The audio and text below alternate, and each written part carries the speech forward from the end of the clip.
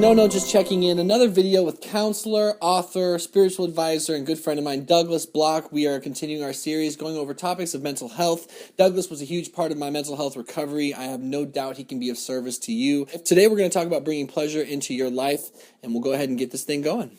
Hello, my name is Douglas Bloch. Welcome to another edition of One-on-One with the Depression Counselor.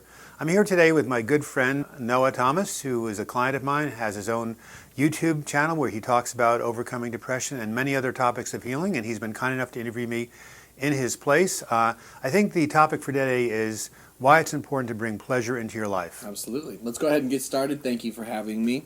Doug, this question might sound self-explanatory, but I have no doubt you have a good spin on it. Why is it important for someone who is suffering from depression or anxiety to bring pleasure into his or her life? The reason it's important, Noah, is because lack of pleasure, technically known as anhedonia, Sure. which was the original title of the movie Annie Hall, is one of the primary symptoms of depression. So if we can somehow find a way to consciously bring pleasure into our lives, even if it's a little bit, that will help to alleviate the syndrome of depression. So when we do something pleasurable, it changes our brain chemistry. Mood-enhancing chemicals in the brain are released, and then we start to feel good. And so the behavior brings the feeling. Okay. So how does one go about accomplishing this?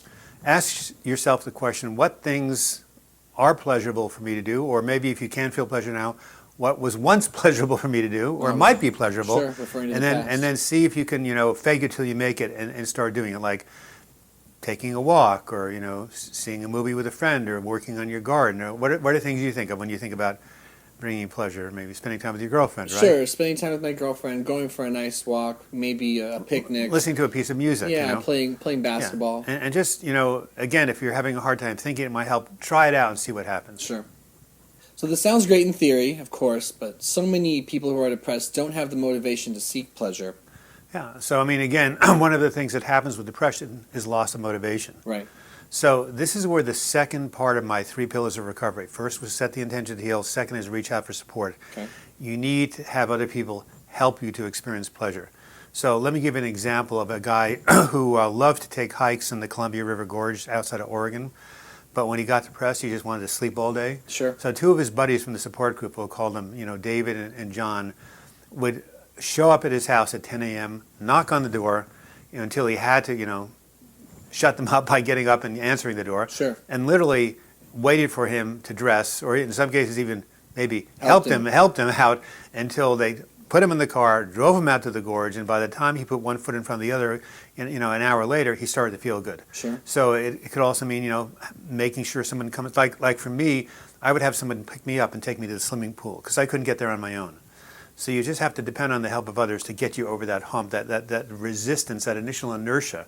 And once you get going, hopefully the activity will be self-reinforcing. So it's sort of like the concept of doing what you need as opposed to necessarily doing what you want. As your ideas, your thoughts, and your motivations are pretty clouded when you're depressed, but sometimes putting things into action that used to be pleasurable, that you need to do, are more beneficial than perhaps what your apathetic nature allows you to do. Right, and then when you're starting to come out of the depression, you have a little bit more willpower. Of course. Then you can start to consciously, pretty soon we're going to, I think, have a list of activities here on the screen.